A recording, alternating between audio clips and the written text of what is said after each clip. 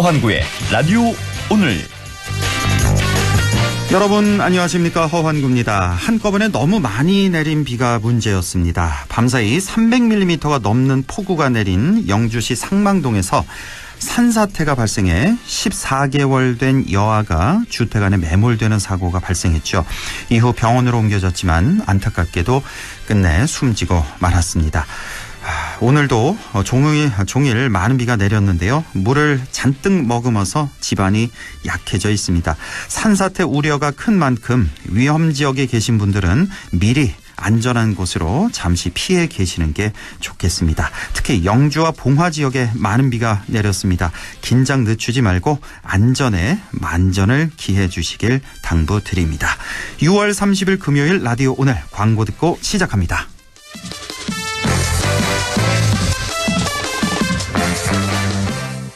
뜨거운 여름 불경기를 한 번에 날려버릴 KG 모빌리티만의 특별한 혜택. 완전히 새로운 디자인 1,800만 원대로 시작하는 합리적 가격의 더 뉴 티볼리 출시. 거기에 토레스 티볼리 하루 1만 원대 신개념 리스형 할부까지. 개별 서비스 인하혜택이 6월에 종료되니 서두르세요. KG 모빌리티 전시장에서. 네, 라디오 오늘 금요일 순서 시작합니다. 1부 최진봉의 시사 포커스 함께하겠고요. 2부 이슈 오늘에서는 우리 지역의 청년 기업이 과일 수확 로봇을 만들어서 중소기업 디딤돌 사업 공모에 선정됐습니다. 잠시 후 주식회사 SN솔루션즈의 고원석 대표를 연결해서 자세한 얘기 들어보겠습니다. 이어서 천용길의 정치 TMI도 함께하겠습니다. 라디오 오늘 생방송 놓치신 분들은 유튜브로도 다시 들으실 수 있습니다. 많은 애청 바랍니다.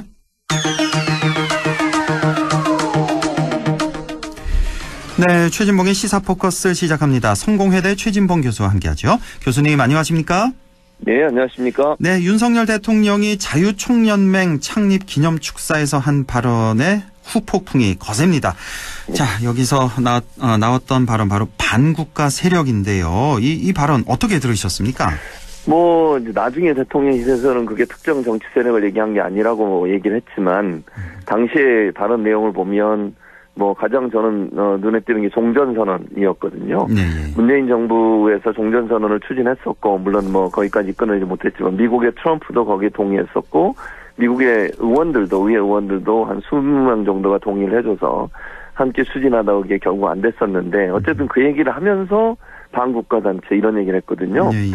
그러면 이건 누가 봐도 문재인 정부를 겨냥한 그런 발언이라고 해석할 수밖에 없는 그런 내용이었는데, 저는 이제 그 단어의 사용이 과연 적절한가, 저는 좀 아니라고 봅니다. 그러니까 반국가 단체라고 하는 정치 세력, 반국가 세력 예컨대 그 세력이 결국 그러면 통일 방안에 대해서는요, 각각의 정부마다 약간의 차이가 있을 수 있고, 그러나 큰 틀에서는 평화로운 통일을 대체적으로 다 지지를 했었습니다.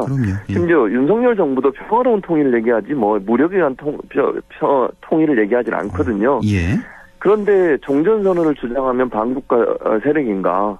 거기가 동의가 안 된다는 거죠. 그래서 용어 사용이나 아니면 어떤 문재인 전 정부에 대한 어떤 비판 이런 부분들이 적절한 단어 사용이나 아니면 상식적인 선에서 이해될 수 있는 부분을 지적을 해야 될 텐데 그런 부분이 전혀 아니어서 상당히 좀 그 특정 정치 세력 또는 이데올로기적으로 편향된 그런 시각을 보인 게 아닌가, 그런 아쉬움이 있습니다.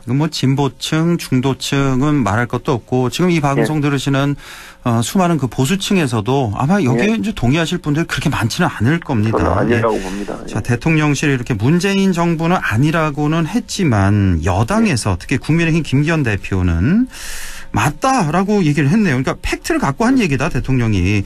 그렇지. 이렇게 반국가 단체라는 용어에 민주당이 과도하게 반응하는 거, 이거 도둑이 재발절인 거 아니냐.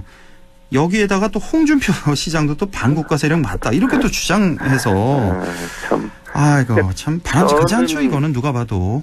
그렇죠. 이분들은 자기 정치 지지 기반, 그래서 이제 그것도 좀 더 극우적인 성향, 그런 성향을 갖고 있는 분들의 지지를 끌어내려는 의도라고 보여지고, 대통령을 어떤 지원하려는 의도가 있다고 보여지는데, 김기현 대표 같은 경우에. 그러나 그거는 전혀 도와주는 게 아니에요. 저는 그렇게 보고요. 또 말도 저는 맞지 않다고 봐요. 예를 들면 김기현 대표가 뭐라 그랬냐면, 그걸 거기에 대해서 반발하는 거 보니까 그걸 인정하는 거다. 그럼 가만히 있으면 또 가만히 있어서 인정하다 그럴 거예요. 그게 말이 됩니까? 그 말이 안 되는 얘기를 가지고 자꾸 이렇게 공격을 하는 것도 저는 타당하지 않다고 생각해요. 그냥 가만히 있으면 중간이라도 가실 텐데 저렇게 자꾸 대통령 역성 들고 옆에서 이렇게 지원하려고 하는 그런 태도를 보이는 것이 대표로서의 어떤 뭐랄까요 지도력 이런 부분에 더 안 좋은 영향을 미친다는 생각을 좀 하셨으면 좋겠습니다. 그러니까 최근에 계속 이번 주 내내입니다. 이제 극우 유튜브 방송에서나 나올 법한 그런 얘기들이 일주일 내내 이어졌어요. 그 중에 하나가 바로 그 박인환 경찰제도 발전위원장이 70% 우리 국민 70% 이상이 문재인 대통령이 간첩이라는 걸 모르고 있다라고 이런 발언을 해서 이거는 뭐 망언 중에 망언 아닐까. 뭐 그동안에 이제 국민의힘 인사 중에 그 예전에 뭐 김술래 의원, 최근에 그 뭐 태영호, 김정은 의원 등등 이제 징계를 많이 받았잖아요. 그랬었죠. 그거를 좀 한층 더 뛰어넘는 발언이 아닌가. 이런 분이 이런 공적인 자리에 있어도 되는가 싶네요. 아니죠. 그러니까 저는 그런 분을 이렇게 이런 자리에 임명하고 이런 게 문제라고 생각하고요. 저는 이런 말씀 드려볼게요. 현재 윤석열 대통령의 국정 수행 지지도보다 문재인 전 대통령께서 퇴임하시면서 받았던 지지율이 더 높아요. 그런데 그렇죠. 이렇게 말씀하시면 저는 안 된다고 생각합니다. 뭔 근거로 간첩이라고 그러죠? 그냥 뭐 종북 또 간첩 이런 이제 색깔론이잖아 한마디로 얘기하면 그런 것들을 가지고 지지 세력들을 좀 결집하려는 의도라고 보여지는데 국민들이 볼 때는요 이런 진부한 예전에 70년대 80년대나 있을 수 있는 이런 거 가지고 지금 이 21세기에서 이런 얘기 가지고 될 수 있다고 생각하는 그 자체가 대단히 후진적인 그런 정치적 생각을 갖고 있는 분이고 그렇습니다. 본인은 그렇게 생각하는지 모르겠습니다만 최소한 본인이 공직을 맡고 있다고 하면 발언에 신중함을 기해야죠. 본인이 그렇게 믿든 말든 그건 뭐 본인의 자유지만요. 아니 공직을 맡고 있는 사람이 이런 발언을 공개적으로 하게 되면 그거는 그 사람이 있는 조직도 문제고요. 그 사람이 임명한 사람도 문제고요. 전체적으로 보수 진영 전체가 상당히 국민들에게 질타를 받을 수밖에 없는 요소인데 그렇습니다. 그런 얘기를 생각 없이 이렇게 한다는 것 자체가 공직을 맡을 자격이 없다 이렇게 보여집니다. 그러니까 뭐 임명권자를 욕보이는 그러니까 지금 계속 교수님 말씀하신 공직을 강조하셨는데 그러니까 그렇죠. 문재인 전 대통령이 간첩이라고 생각하는 사람이 있을 수 있습니다. 뭐 그 생각은 자유니까요. 뭐 그렇게 그렇죠. 믿는 사람도 얼마든지 있을 수 있는데 뭐 개인 방송하는 거 뭐 좋습니다. 근데 이런 사람이 공직에 있다. 이게 좀 문제라는 생각이 들고 빨리 좀 인사 조치가 있어야 되지 않을까 그런 생각이 좀 들고요. 자, 어제 이제 장차관급 인사 있었잖아요. 요즘 할 얘기가 참 많은데 몇 분만 대표적으로 좀 해보죠. 우선 제일 좀 문제가 되는 인사 누구라고 보십니까? 저는 두 사람이 떠오르는데요. 첫 번째는 통일부 장관. 통일장관 김영호. 김영호. 그리고 한 분은 이제 김채환인가요? 국가 인재개발원. 김채환 국가 인재개발원장. 원장. 이 두 분이 가장 큰 문제라고 생각합니다. 이렇게. 자. 김영호 통일장관 내정자 이번에 어떤 게 가장 대표적으로 문제가 될까요? 문제가 되는 게 뭐냐면 이분이 뭐 그전에 발언하고 기고문 쓰고 뭐 이런 걸 보니까 북한 체제는 전복돼야 되고 이거는 무력으로 진압돼야 되는 그런 대상으로 보고 있어요. 그렇게 보이거든요. 그분의 발언이나 기고문 이런 걸 보면. 그러면 저는 이렇게 생각합니다. 통일부 장관의 원래 역할이 뭡니까? 통일을 위해서 어떻게든 한반도가 평화롭게 통일되는 걸 목표로 정책을 피고 그런 역할을 해야 되는 주무장관이잖아요. 그것도 평화 통일을 추구를 해야 되는데 무력 통일이 아니라. 윤석열 대통령도 대선 기간 동안 평화 통일을 주장했던 분이에요. 무력 통일을 얘기하는 분이에요. 근데 그분의 생각과 사상이 무력으로 북한 체제를 무너뜨리는 그런 방식으로 통일을 한다는 뭐 통일까지 얘기는 안 했지만 그런 생각을 갖고 있는 분이시잖아요. 이런 분을 통일부 장관에 앉히면 그러면 북한에서는 어떤 생각이 들겠습니까? 그러면 남한이 우리를 무력으로 침공을 해가지고 무력 통일을 하려고 하는 거 아닌가? 이런 우려가 있지 않겠어요? 그렇습니다. 그리고 대화는 제대로 되겠습니까? 또 하나는 이분이 정말 모르겠어요. 이제 뭐 장관 되고 나서는 태도를 바꿀지 모르겠지만 기존에 이분이 오랫동안 뭐 학자로서 역할을 하면서 했던 여러 말들을 종합해 보면 이분의 생각과 사상이 하루아침에 바뀔 거라고 저는 생각하지 않아요. 뭐 예를 들면 국민적 비판이 있어가지고 약간 바뀐 척 할지 모르겠지만 평화로운 통일, 한반도의 평화에 대한 가치관이나 생각이나 이념이 없는 분이 통일부 장관을 자리에 앉는다는 게 말이 됩니까 이게? 이게 말이 안 돼. 넌센스예요, 진짜로. 예. 그런 걸 다 검증할 거 아닙니까? 예, 예. 그런 검증을 했음에도 뭐 이런 분을 임명한다고 하는 것은 저는 윤석열 대통령도 거의 이런 생각을 갖고 있는 게 아닌가 하는 오해를 불러일으킬 수 있어요. 오해였으면 좋겠습니다. 예, 오해여야죠. 예. 예. 자, 그리고 아까 인사를 잘해야 되는데 이런 인사들을 지명하고 이러는 게 좀 이해가 안 된다는 겁니다. 김채환 국가공무원 인재개발원장. 여기도 또 한술 더 뜨는데 이제 유튜브 네. 발언에서 이런 얘기를 했습니다. 군 통수권자, 그러니까 문재인 대통령 얘기하는 거죠. 네. 군인들을 생체 실험 대상으로 사용하라 이런 지시를 내린 셈이다. 이런 표현을 해서 예, 맞아요. 아이고, 이건 또 어떻게 그러니까 유튜브에서 그런 주장을 했는데 2021년도에 뭐 그 주장의 배경은 이렇습니다. 그분 주장이에요. 이거는 문재인 대통령이 군 지휘관 회의에서 2021년부터 이제 그 예방 접종, 그러니까 그 당시에 접종을 받았지 않습니까? 코로나. 접종을 완료한 사람들은 군 내에서 마스크를 벗어라. 이렇게 지시를 했다는 거예요. 첫째. 그거를 이제 생체 실험했다. 근데 이게 첫째 사실인지 아닌지 확인이 아직 안 됐어요. 예. 저는 왜냐면 이게 외부에 보도되거나 이런 건 저는 본 적이 없거든요. 그리고 이런 일이 있었다면 그 당시 보도를 했겠죠. 저는 그런 보도를 기억이 없어요. 첫째. 그러니까 군 지휘관에서 정말 문 대통령이 그런 얘기를 하셨는지도 확인돼야 되고, 두 번째, 설령 100번 양보해서 했다 하더라도 그게 생체 실험입니까? 예를 들어서 접종을 다 완료한 병사들에 한해서 예를 들면 그런 짓을 했다고 하면 그 부분에서 뭐 만약에 본인이 그게 잘못됐다고 저는 비판을 할 수 있어요. 아직 안전하지 않은데 왜 마스크를 벗게 하느냐. 마스크를 쓰고 있어야지. 근데 그걸 생체 실험이라고까지 얘기할 수 있는 문제냐는 거예요. 제 말은. 아니 그 정도로 문재인 정부에 대한 비판적 입장이 있는 건 이해를 하겠지만 그 정도나 내용 자체가 공직을 맡을 만한 수준의 내용이 아니라고 저는 생각해요. 이외에도 보니까 뭐 여러 가지 형태의 뭐 이런 극단적인 얘기들 많이 하셨더라고요. 이런 분들을 걸러내지 못하고 또 국가인재개발원이 하는 일이 5급 이상의 공무원들을 재교육하고 교육하는 기관이에요. 이런 분들이 갖고 있는 이런 사고방식을 가지고 교육을 하면 이게 정말 국가공무원은 중립을 지켜야 되고 정치적으로도 어느 쪽에 편향되면 안 되거든요. 그런 분들한테 제대로 교육을 할 수 있겠습니까, 이분이? 저는 그렇게 보이지 않습니다. 자, 지금 뭐 쭉 반국가 세력 발언부터 해서 뭐 간첩 발언, 생체 실험까지 쭉 우리가 이제 짚어봤는데 이제 뭐 윤 대통령의 발언부터 시작된 겁니다. 그래서 뭐 지금 쭉 인사까지 짚어봤는데 이게 전체적으로 너무 한쪽으로 간다. 그러니까 지금 이 건강한 보수들도 지금 걱정이 상당히 많을 것 같은.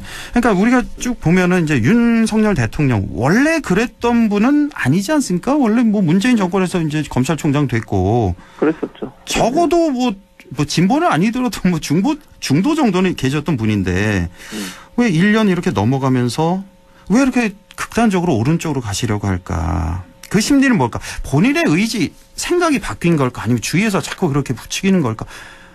이거 어떻게 해석을 해야 됩니까? 저는 그걸 어떻게 해석하냐면요. 제가 볼 때는 지금의 이제 낮은 지지율이 있지 않습니까? 본인의 지지율이 낮은데 그 지지율을 끌어올릴 수 있는 이제 어떤 대책이나 방안은 없는 것 같아요. 그러다 보니까 본인이 원하는 대로 정치를 하는 그런 스타일의 대통령인데 지지율을 걱정을 약간 해야 되는 상황이잖아요. 그렇다고 완전 극보수로 가요? 이런 식으로?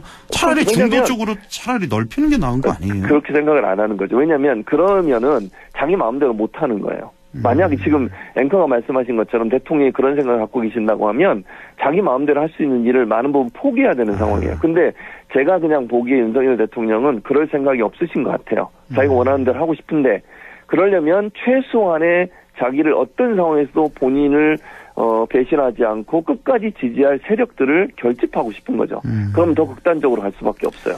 지금 극우 세력이라고 제가 표현했는데 그런 세력들이 좋아하는 말과 단어들과 그런 행동들을 보여야 되는 거죠. 그러면 최소 제가 그냥 그냥 일반적으로 말씀드리면 20% 정도의 지지율을 갖고 있는 극우 세력들을 기반으로 해서 본인의 5년 동안 지금 남은 4년이죠. 4년이라는 기간 동안 보장만 받으면 된다고 생각하시는 것 같고 그 과정에서 본인이 원하는 걸 하겠다는 거예요. 눈치 안 보고. 저는 그렇게 해석이 됩니다.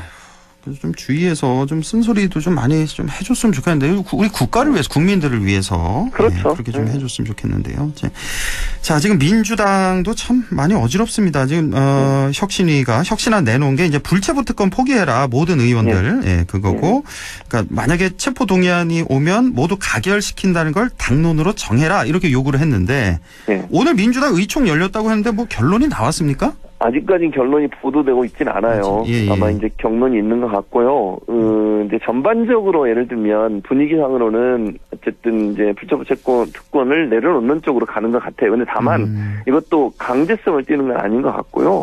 대체적으로 이제 체포영장이 만약에 왔을 경우에, 그러니까 예를 들면 영장 실질심사를 받으라고 하는 게 왔을 경우에 회기가 아닌 기간 동안은 일부러 회의를 열지 않겠다는 거예요. 그러니까 임시회나 이제 정기회의가, 국회 정기회의가 아니면 그럼 바로 이제 이거 필요 없이 체포가 되는 거거든요. 만약에 원하면. 근데 그렇게 하지 않겠다는 걸 일단 선언을 했고요. 다만 이제 제가 볼 때는 이거를 당론으로 정해서 모두 다 이걸 따라야 된다, 이렇게 결정이 상당히 어려울 겁니다. 이건 헌법에 보장된 권리이고 한두 명이라도 반대하면 그 사람의 권리를 당이 이래라 저래라 얘기할 수 있는 상황은 아니거든요. 법률에 없는 거란 모르고 헌법에 보장된 권리를 내려놓으라 이렇게 얘기할 수는 없기 때문에 자발적으로 하는, 그러니까 예를 들면 분위기상 대부분의 의원들은 동의할 거라고 보지만 혹시나 거기에 반대하는 의원이 있다면 그분들의 개인적 판단을 존중하는 쪽으로 가지 않을까, 그렇게 저는 생각을 합니다. 모르긴 몰라도 아마 국민들 다수가 이거 불체포 특권 이거 포기하라는데 아마 좀 동의할 것 같거든요. 그런데 그렇죠. 또 사실 지금 뭐 헌법 얘기도 하셨고 또 지금 민주당 상황이 또 이런 상황이고, 그래서 참 이것도 진퇴양난일 것 같다는 그런 생각이 좀 들고요. 박영수 특검 있잖아요. 구속영장 결국은 기각됐죠. 기각됐죠. 이거 좀 의외라는 생각이 좀 들었는데, 그러니까 곽상도 의원도 1심에서 1심이지만 무죄가 났고, 박영수 특검 같은 경우도 글쎄요, 우리은행 압력 행사 대가로 처음엔 200억, 그다음에 뭐 50억으로 낮춰졌고, 또 대장동 일당에게 또 8억 수수한 그런 혐의까지 이렇게 들었는데, 이거 좀 발부될 가능성이 높지 않았나요? 그러니까 일반적으로 지금 말씀하신 언론에 보도된 내용만 보면 발부될 가능성이 높았다고 봤죠. 근데 이번에 발부가 안 되면서 법원이 밝힌 내용을 보세요. 다툼의 여지가 많다는 거예요. 다툼의 여지가 있다. 그게 뭐겠습니까? 검찰이 제대로 수사 안 한 거예요. 아니, 다툼의 여지가 많다는 것은 검찰이 증거를 명확하게 가지고서 구속이 될 수 있는 여러 가지 사안들을 설득을 못한 거잖아요, 지금.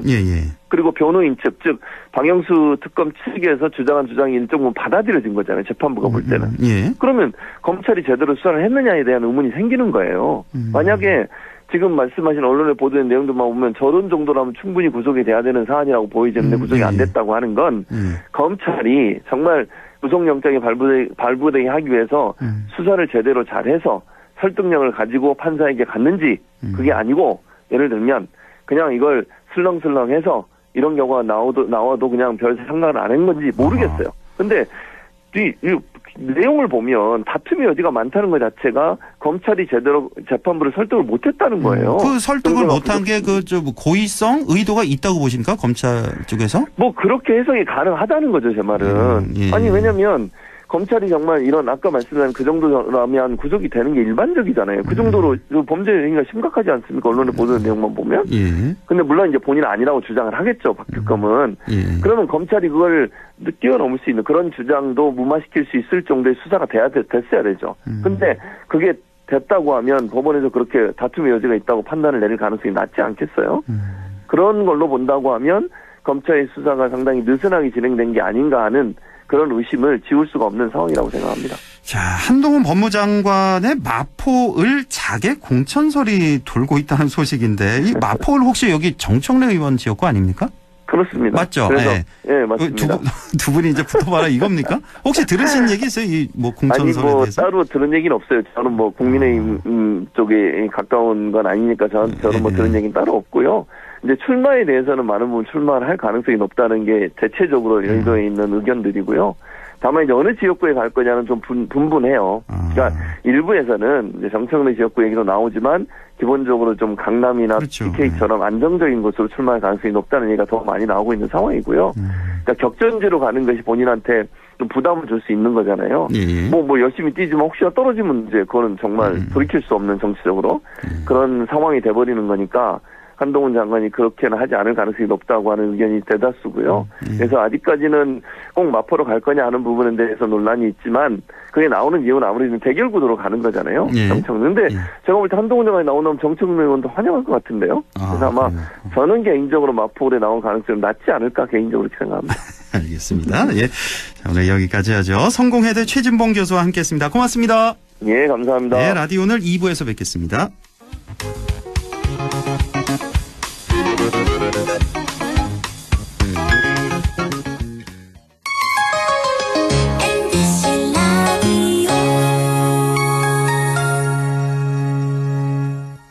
가구 살 땐 꼭 한번 가보자.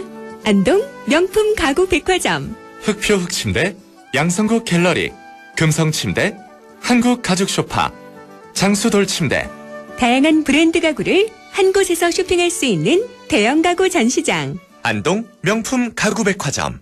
네 얼굴 와 글러? 야근한다고 티다. 네 월급은 와 글러? 최저임금은 안 오르지. 물가는 오르지. 내가 진짜 빡세 죽겠다. 물가는 내리고 최저임금은 올리고 민주노총 경북지역본부가 앞장서겠습니다. 1577-2260. 나에게 딱 맞는 대학. 나에게 꼭 맞춘 대학. 나만의 경쟁력을 원한다면 안동과학대학교로 오라. 시대에 딱. 취업중심 실전학과. 학생의 꼭. 현장중심 실무교육. 취업에 맞춤. 내 꿈에 맞춤. 나의 드림핏. 안동과학대학교. 미래에셋증권은 생각했어요. 해외 투자라고 큰돈 들지 않았으면. 그래서 실시간 미국 주식 소수점 매매. 밤잠 설치는 사람 없었으면. 데이마켓. 호가창도 다 보였으면. 나스닥 토탈뷰. 국내 주식처럼 편해진 해외 투자. 미래에셋증권에서 확인해보세요. 원금 손실에 유의하시고 투자 전 상품 설명서 및 약관을 꼭 읽어보세요. 63세 책놀이 선생 이상입니다. 책과 아이를 좋아하는 제가 신한은행 연금 덕에 꿈꾸던 선생님이 되었어요. 또 읽어주세요. 꾸준히 넣은 연금. 신한은행으로 받고 인생의 꿈을 이뤄보세요. 꿈꾸는 연금, 행복한 인생. 신한연금케어. 법령 및 내부 통제 기준 따른 광고. 신한은행 홈페이지 참고. 다가오는 여름방학을 더욱 특별하게 글로벌 직업체험 테마파크 키자니아가 대구 경북 어린이들을 찾아갑니다. 20개 직업체험이 한자리에 키자니아 고 대구 7월 21일부터 8월 20일까지 대구 엑스코 서관 2홀 유메프에서 7월 3일 티켓 판매 오픈. 100.1 MBC 라디오. 네, 6시 27분 30초 지나고 있네요. 라디오 오늘 2부 이슈 오늘 시작합니다. 과일 따는 로봇이라고 들어보셨는지 모르겠네요. 우리 지역의 중소기업이 과일 수확 AI 로봇을 만들어서 중소기업 디딤돌 사업에 선정되는 성과를 냈습니다. 바로 주식회사 SN솔루션즈의 고원석 대표인데요. 연결해서 자세한 얘기 들어보겠습니다. 고원석 대표님 안녕하십니까?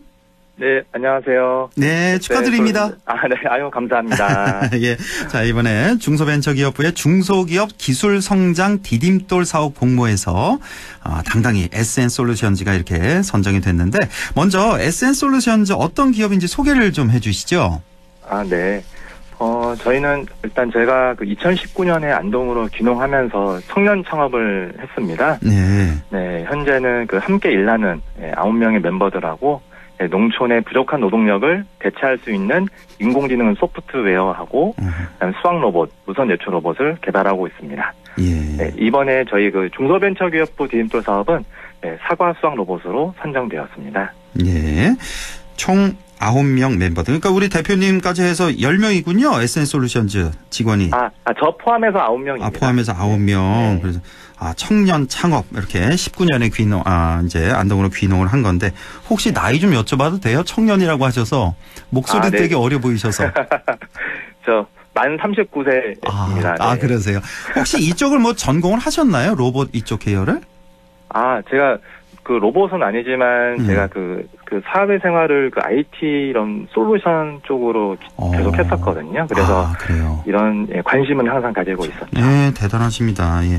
자, SN솔루션즈 지역의 대표적인 이제 청년 기업이라고 할 수 있는데 지역에서 청년들이 기업 활동하기에 좀 어려운 점은 없으셨어요? 그동안 4년 동안 일하시면서? 네. 사실 좀 많이 있었고요. 그래서 이런 그 청년 창업이라는 것 자체가 뭐 사실 그 맨땅에 헤딩한다고 표현하잖아요. 예. 네. 네, 그렇게 기업을 운영하고 네, 새로운 제품 개발하는 게 상당히 힘들더라고요. 네, 이것은 뭐 제가 안동에 있든 다른 지역에 있든 예, 마찬가지일 것 같은데요. 근데 제가 경험하지 않았던 일에 도전하면서 예, 성공하려고 지금도 노력하고 있고요. 근데 이게 제가 혼자서는 할 수 없었던 게 많았습니다. 그렇겠죠. 네. 그런데 지금 멤버들을 만난 게 저한테는 가장 큰 힘이 되었고요. 이번에 그 안동시 지원 사업으로 그 디임돌 사업을 참가할 때 많은 그 도움을 받았습니다. 그래서 저희 멤버들과 그리고 안동시 관계자분들께 감사하다고 다시 말씀드리고 싶고요. 그래서 제 개인적으로는 이런 그 지자체 사업을 적극적으로 활용하는 게 어떤 사업 초기 단계라든지 개발 단계에서는 가장 중요한 전략인 것 같습니다. 네, 혹시 저처럼 그 어려움이 있으신 청년 대표님들께서 저한테 연락 주시면 제가 경험을 살려서 한번 도움되도록 한번 해보겠습니다. 네, 어려움에 처한 청년들 많이 있을 것 같은데 네. 전화기에 불이 나는 건 아니겠죠 설마? 네, 이 SN솔루션즈 기억하셨다가 네. 한번 도움 청해 보시면 뭐 얼마든지 지원해드리겠다고 하니까요. 한번 해보시고요. 자, SN솔루션즈는 사과 자동 수확 로봇의 이 자율주행 예초 로봇도 개발했다는 소식인데, 그러니까 크게 두 가지군요. 그러니까 사과 수확하는 로봇이 있고, 예초 로봇이 있고, 예, 이렇게 두 개인데, 이런 농업용 로봇 개발에 특히 주목하게 된 뭐 계기나 배경이 좀 궁금한데요. 네. 일단은 저희 멤버들과 함께 그 사회적 문제를 그 인공지능 소프트웨어로 해결해보고자 좀 많이 검토를 했었고요. 일단은 저희 회사는 그 소프트웨어 그 전문 회사입니다. 그래서 이런 인공지능으로 해결하려고 노력을 했는데, 일단은 저희가 그 2022년 그 당시만 해도 코로나 때문에 농촌에서 그 인력 부족이 심각하다고 했었고요. 그래서 이런 뭐 그 인구 절감이라든지 그런 사회적 이슈 때문에 노동력을 대체할 수 있는 인공지능하고 그리고 로봇 개발을 2022년부터 저희가 시작을 하게 됐습니다. 그래서 뭐 해외에서는 이런 수학 로봇이 일부 상용화된 부분도 있지만 아직 그 국내에서는 전혀 없는 시장이고요. 이게 해외에서 이쪽이 제일 발달된 나라가 어디예요? 이런 농업용 로봇? 네, 유럽하고 미국이 많이 발전이 미국 쪽에 있고요. 그래서 국내에서는 이런 비즈니스적으로는 첫 번째로 상용하는 게 가장 좋잖아요. 그래서 저희가 첫 번째로 상용화를 목표로 진행을 하고 있습니다. 그래서 저희가 대중적으로 일단 사용이 가능한 농업 로봇인 뭐 예초 로봇하고 그리고 그 수학 작업하고 예초 작업은 되게 단순하고 반복적인 일이거든요. 그렇죠. 그래서 이 작업 시간을 로봇이 대체할 수 있다면 농민분들께서는 보다 여유롭게 농업을 하실 수 있을 거라 생각해서 저희가 예초 로봇하고 수학 로봇 시작하게 되었습니다. 우리 농민들에게 아주 큰 힘이 될 것 같습니다. 상용화만 된다면. 네, 맞습니다. 자, 지금 인공지능 사과 자동 수확 로봇 이름이 로봉이라고요? 네, 맞습니다. 로봉이 이게 뭐 어떻게 로봉이로 지으신 거예요? 무슨 뜻이에요? 네, 로봇과 노동을 약간 이렇게 함축적으로 표현한 약간 부드럽게 표현한 했고요. 로봇과 노동. 로봇이 노동하는 로봉이 자, 이 사과 수확 로봇 이 로봉이를 선보이면서 이제 국비 지원 사업으로 선정이 된 건데, 자, 근데요. 근데 이렇게 딱 생각해 보기에 로봇이 어떻게 사과를 수확할까? 이런 생각이 좀 들거든요. 좀 소개를 좀 해주세요. 어떻게 수확하는지. 네. 사실 좀 많이 어려운 기술이지만 제가 최대한 쉽게 한번 말씀을 드려볼게요. 일단 저희 로봉이는 그 농작물의 위치, 크기, 숙성도를 저희 인공지능으로 판단을 한 다음에 로봇팔이 수확하도록 하는 게 가장 기본적인 절차고요. 그래서 사람의 눈에 해당되는 카메라와 그리고 머리에 해당되는 컴퓨터, 팔에 해당되는 로봇팔 이런 것들이 다 일괄적으로 제어가 필요한 부분입니다. 네, 그래서 이러한 자동 수확을 위해서 인공지능, 로봇 제어, 그리고 자율주행 기술하고요. 인공지능 학습을 위해서 데이터 수집, 가공까지 참 많죠. 그래서 쉽지 않은 프로젝트입니다. 네. 이걸 어떻게 로봇이 이런 걸 하죠? 이거 다 알아서 한다는 거예요? 이제 로봇을 이제 저 사과 네. 과수원에 풀어놓으면 알아서 이걸 다 한다고요, 수확을? 네. 사실 처음부터 뭐 완전 자동화되면 좋겠지만 예. 아마 처음에는 좀 일부만 자동화될 예정이고요. 일부 이제 사람이 이제 조정도 좀 하면서 이렇게. 네, 맞습니다. 네. 그래서 저희 이번에 저희 국비 지원 사업으로 그 사과 수확을 위해서 로봇팔이 2개 장착된 제품을 저희가 개발을 할 거고요. 예. 일단 사과 같은 경우는 과수 높이가 좀 2m 이상까지 대부분 다 되어 있거든요. 그래서 저축용 팔 그리고 고축용 팔 이렇게 로봇팔 2개가 수확 작업을 하도록 할 겁니다. 근데 다만 저희가 그 최종 목표는 사과 자동 수확 로봇은 맞지만 그 노지 환경에서는 변수가 너무 많거든요. 그렇죠. 그래서 개발 완료까지 좀 시간도 많이 필요하고 노력도 필요하기 때문에 좀 상대적으로 변수가 적은 실내 온실 환경에서부터 딸기, 방울토마토, 오이 좀 그런 작물을 먼저 제품화를 하고 개선해서 최종적으로는 사과 수확 로봇을 상용화 할 것입니다. 그래서 저희가 현재 그래서 이런 실내에서 그 실증 테스트가 필요하기 때문에 그 뭐 상주 스마트팜 혁신밸리에 저희가 600평 온실을 저희가 입주되어 있거든요. 그래서 현재는 인공지능을 실증하고 있고 하반기에는 수학 작업을 저희가 검증을 할 계획입니다. 그렇군요. 이제 사과 자동 수확 로봇 로봉이라고 하는데 이게 완전히 100% 개발 완료까지 된 상태는 아니군요. 현재? 네, 지금 개발을 하고 있습니다. 그럼 전체 100으로 보면 한 몇 %까지 와 있는 거예요? 지금 그 사과 같은 경우에는 한 50에서 60% 정도? 50, 60%? 네. 그리고 온실용은 지금 거의 한 80% 정도 완료가 되어 그렇군요. 있습니다. 근데 이거 개발하려면 돈도 많이 들어가지 않아요? 개발비? 네, 돈 많이 들어가죠. 대략 어느 정도나 들어갑니까? 그냥 대략적으로 정확히 아니어도 됩니다. 지금 뭐 아파트 한 2채 가격은 쓴 것 같은데요. 그럼 뭐 서울 강남 아파트 있고 여기 안동 아파트 가격은 아니고요. 네. 그 정도 하면 수억대 정도 되겠는군요. 네. 이걸 맞습니다. 그 지원을 좀 많이 받으신 거예요? 그러면 안동시에서? 네, 작년에도 좀 일부 받은 부분이 있고요. 일부 받았고. 작년에도 R&D 부분이 된 부분이 있고요. 올해도 좀 많이 받고 있습니다. 그렇군요. 예. 자, 사과를 따려면 이제 사과가 뭐 잘 익었는지 이제 이걸 로봇이 구분하고 또 상품성 훼손이 되지 않으려면 흠집 나지 않게 잘 따는 게 또 중요할 것 같은데 로봇이 이게 다 가능하다는 거죠, 이제? 네. 일단은 그 농민분들께서 어떻게 농작업을 하시는지 저희가 먼저 분석을 했었고요. 예. 그래서 사과 같은 경우에는 이게 상처 없이 이쁘게 따야 되는 게 포인트였습니다. 예. 그래서 사람만큼은 아니지만 로봇으로 가능하게끔 저희가 먼저 이 개발 절차에 대한 프로세스를 먼저 수립을 했고요. 일단 로봇이 먼저 과실을 직접 건드리면 안 됩니다.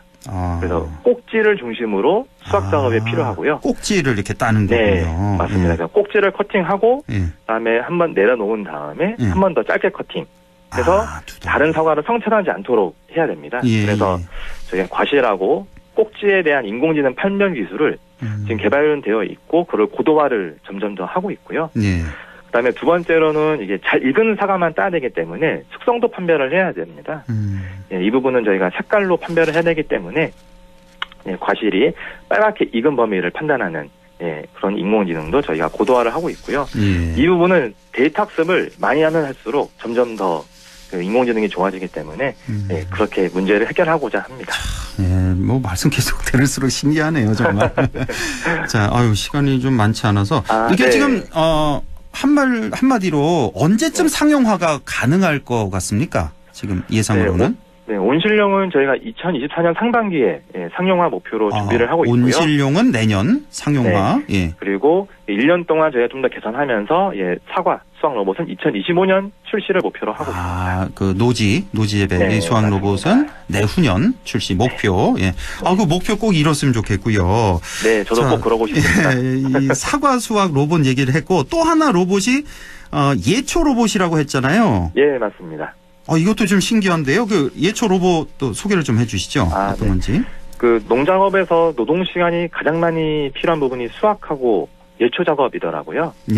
그리고 예초 작업은 특히 내가 노동하는 시간 대비 결과물이 나오는 상당히 비효율적인 작업인 예초기입니다. 그래서 뭐 승용 예초기를 타거나 등에 예초기를 매서 이렇게 하시는데 이때 위험성하고 피로도가 상당히 문제가 있거든요. 맞습니다. 그래서 뭐 전복되거나 뭐 돌에 튀거나 할 수 있는데 그래서 저희 예초 로봇은 그늘에서 편하게 무선 조종기 하나만 가지고 예초기를 돌릴 수 있는 저 예초 로봇 이름은 다베어거든요. 다베인다고요? 네, 맞습니다. 이름 잘 들으셨네. 네. 다베어. 네. 그래서 저희가 현재 KC 인증 획득해서 지금 판매를 하고 있고요. 이거는 100% 완료된 거예요? 네, 맞습니다. 무선으로 조정하는 거는 네. 그래서 지금 저희가 좀 적극적으로 지금 온라인 홍보를 하려고 준비를 하고 있고요. 네. 그리고 저희가 개발한 자율주행 기술도 여기에 접목시키려고 준비를 하고 있는데 아직 좀 센서에 대한 비용이 좀 높아서 이 부분은 좀 준비를 하고 나서 내년에 적용하려고 하고 있습니다. 그렇군요. 자, SN솔루션즈의 향후 계획이나 바람이 있으시다면 말씀해 주시죠. 네, 저희 경상북도는 지금 전국에서 농산물 재배 면적이 가장 넓고요.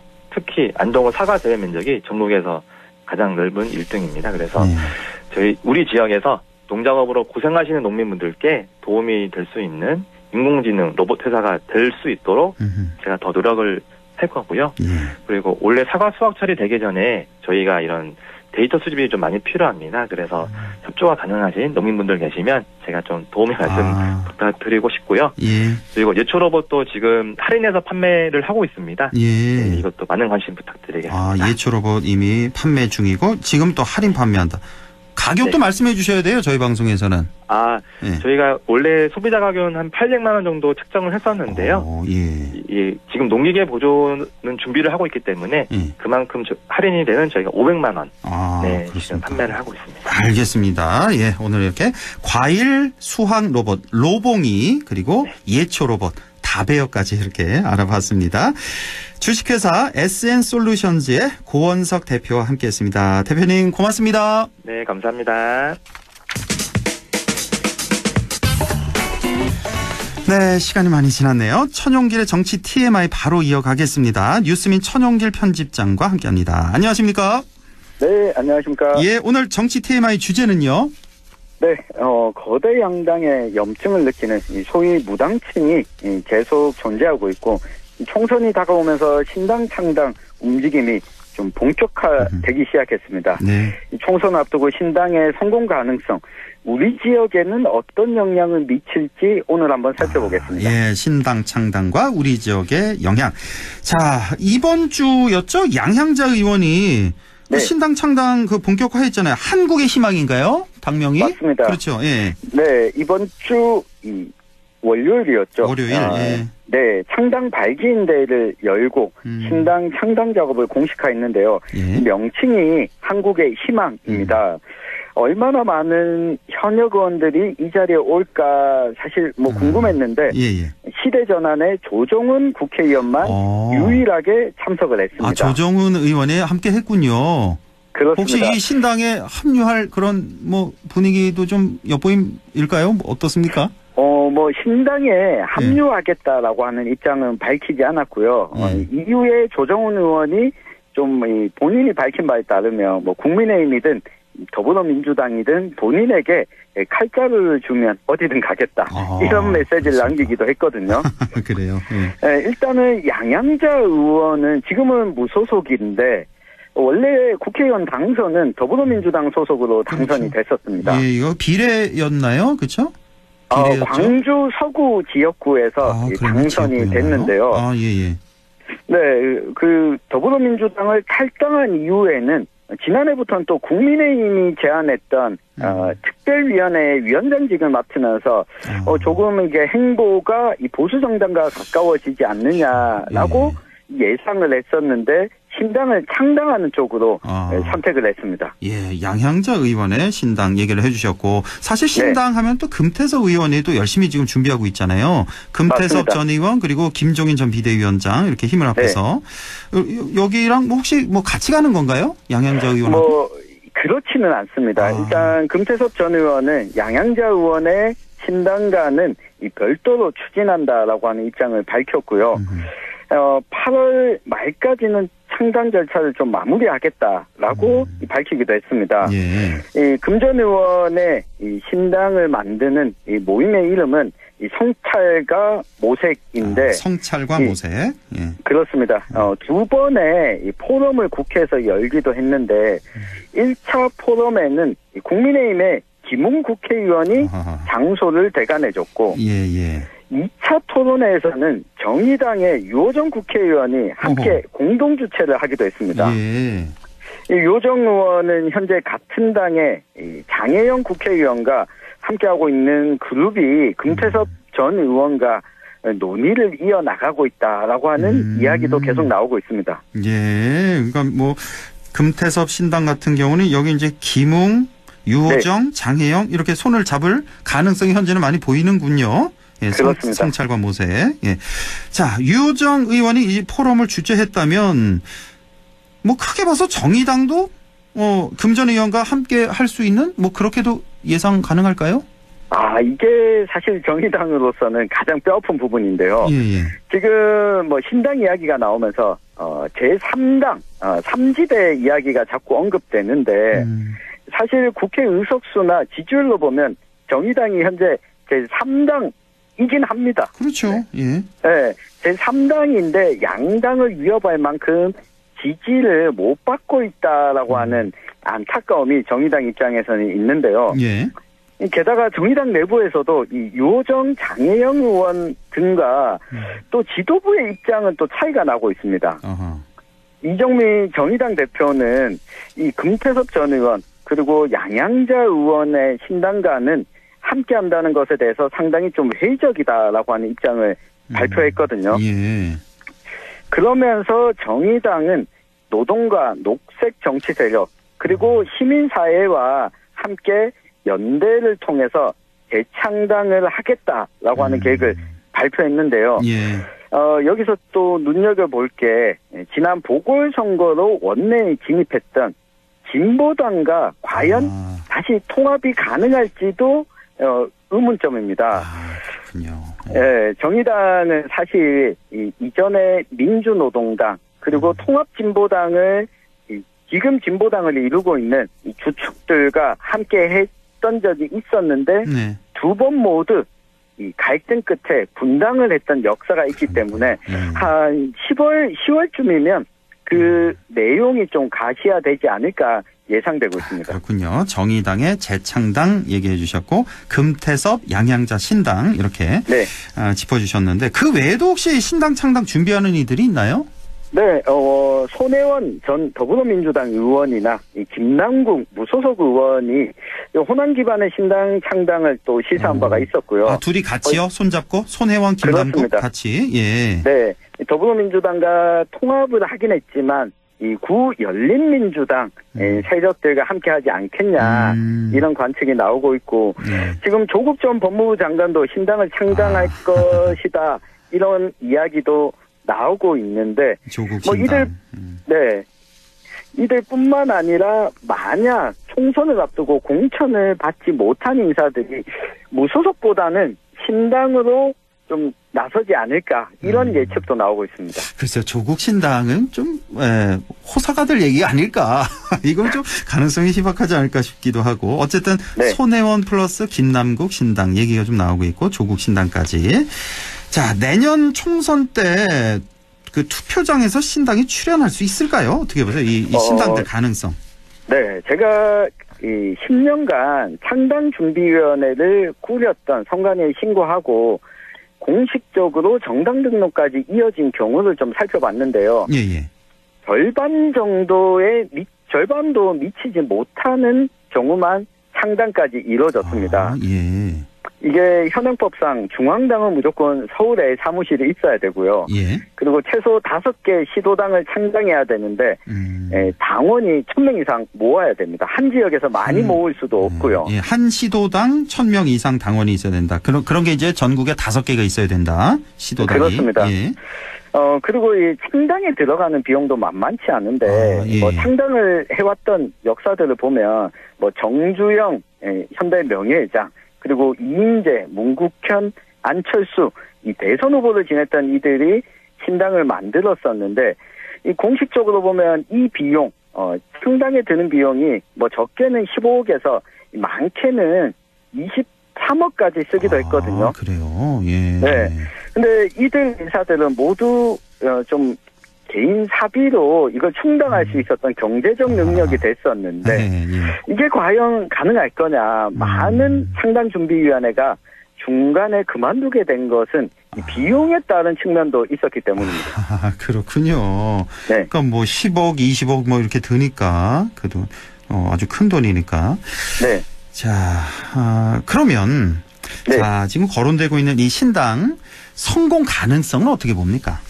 뭐 크게 세 가지인데요. 신당 이야기가 나오면 다들 꺼내는 이야기가 제2의 마크롱이다. 이 프랑스 마크롱 대통령의 사례를 언급을 많이 하는데 그것과 비교해 보면 당시 프랑스의 마크롱 대통령의 경우에는 사회민주당에서 장관을 지내고 있었고 이 대중들의 지지를 좀 많이 받았었습니다. 이 대중들이 제3당을 원하느냐. 그러니까 두 정당을 지지하지 않는 중도층이라고 하더라도 이 새롭게 제3당을 지지하느냐는 또 별개의 문제지 않습니까? 네.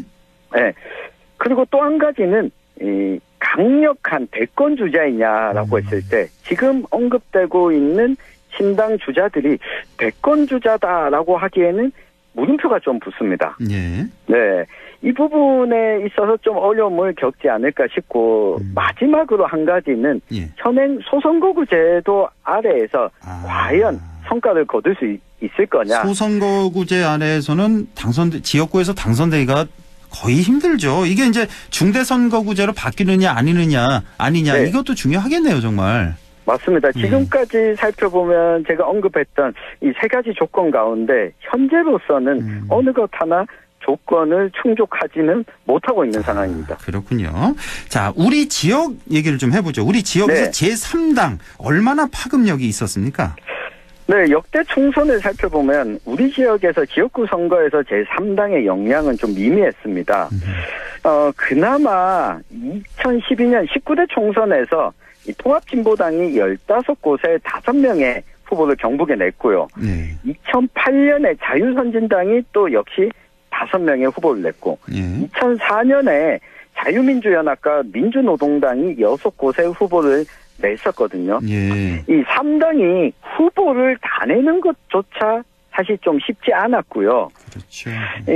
다만 이런 측면도 있습니다. 제3당에 대한 이 경북 지역이 관심이 없지는 않았습니다. 관심이 없지는 않았다. 우리 지역에. 네.